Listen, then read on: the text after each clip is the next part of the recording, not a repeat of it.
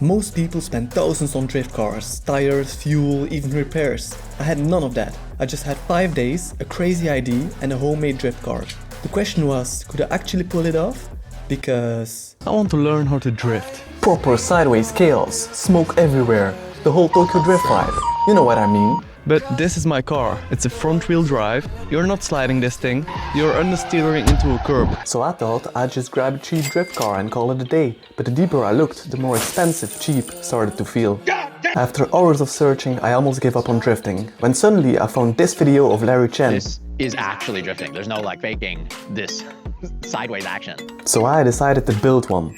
Took me a while, but the results? Well, you'll see.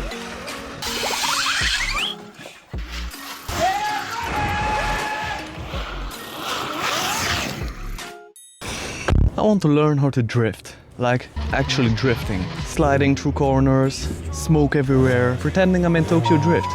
This is my car. And it's a Mazda CX-3. It's a front-wheel drive, basically a glorified shopping cart, as are around 70% of modern cars.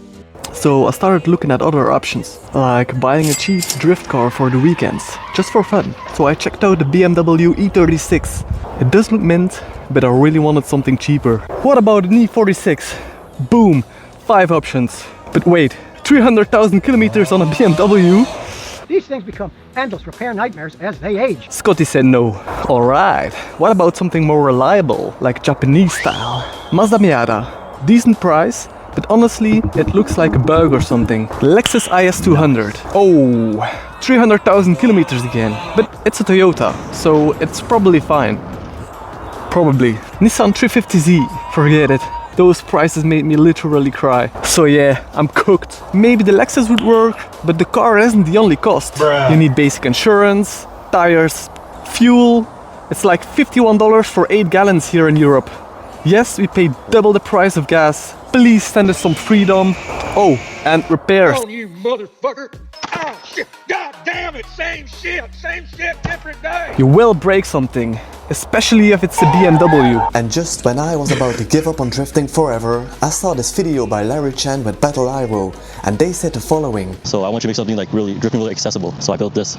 Right, and then when you mean drifting is accessible, this is real drifting. Like this is actually drifting. There's no like faking this sideways action. Because I have been drifting for the past couple of years with a full-size car, it translated over right away. Last summer I built a 7,000 watt electric go-kart out of a $45 ladder. I had never welded anything before. This was my first time, but I documented the whole process. So if you want to build your own, check out my other videos where I show every step and share the full parts list. But I never tried drifting with it. Until now. Fitting PVC sleeves on go-kart tires sounded easy, but nope. First I had to cut this 50cm pipe into 4 pieces using my table saw. Because the PVC sleeves were too big, I had to fill in the gap with plywood spacers. I gave it a try, and I'm proud to say those were my first ever donuts. But the fun was short-lived. Just a few minutes later, they started to come off. So to fix it, I added double-sided tape on the plywood spacers, then more air in the tires, and finally they stayed on. Now the question was, would it actually hold? Only one way to find out. Yes, it didn't fall apart. That was already a win. I had built the kart, I had fixed the wheels, but now I had to learn how to actually drift this thing. So I gave myself 5 days. 5 days to go from completely clueless to control perfection. Day 1 was rough.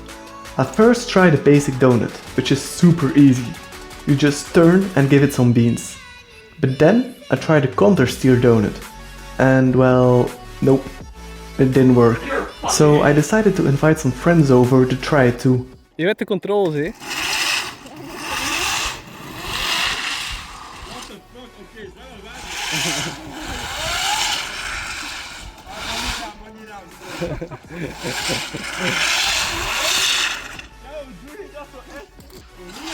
Ja, hè?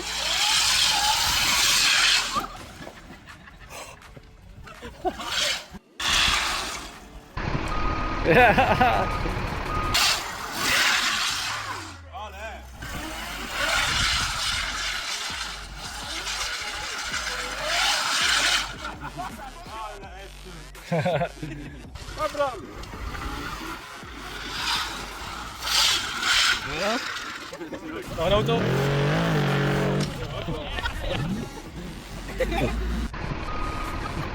One of them went full send, straight into the curb.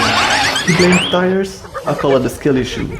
Next up, I tried drifting through a turn like the pros. Every single time, I spun out of control. I definitely need to work on this.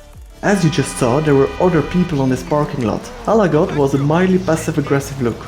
If this had been a gas-powered kart, I'm pretty sure someone would have called the cops. That's the beauty of electric. Quiet, under the radar. People think it's a toy, but it's not. So if you want to build one, check out my other videos. Day 2. Slightly better. I felt like I started to get more control, like I understood the mechanics of it better. And honestly, I was having so much fun. To put things into perspective, I have a 102 horsepower bike, and to be honest, this kart feels slightly more fun at times. But just when I thought I had figured it out...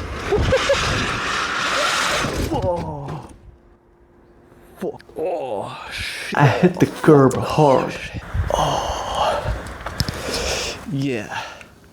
I just went flying into that wall, going way too fast. Hopefully there's no damage. Oh man, oh man, oh man, oh man, oh man, oh please don't be cracked.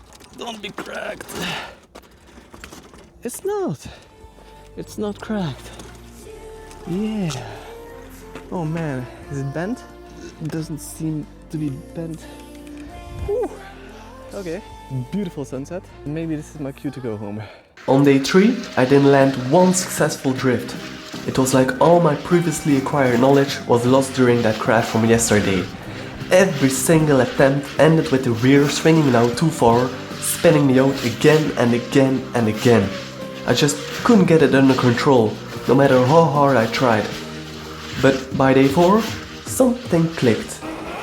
It wasn't perfect, not by a long shot, but it felt right, like a delicate dance on the edge of chaos, balancing between losing control and mastering momentum. Not perfection, but presence. The rush, the flow, the stubborn refusal to give up. And the best part, I didn't need a 1000 horsepower car, a racetrack or a massive budget, just a homemade kart, a bit of pavement, and some perseverance. That feeling, knowing that I've built this moment, is something no money can buy. And if I can build that feeling, maybe you can too.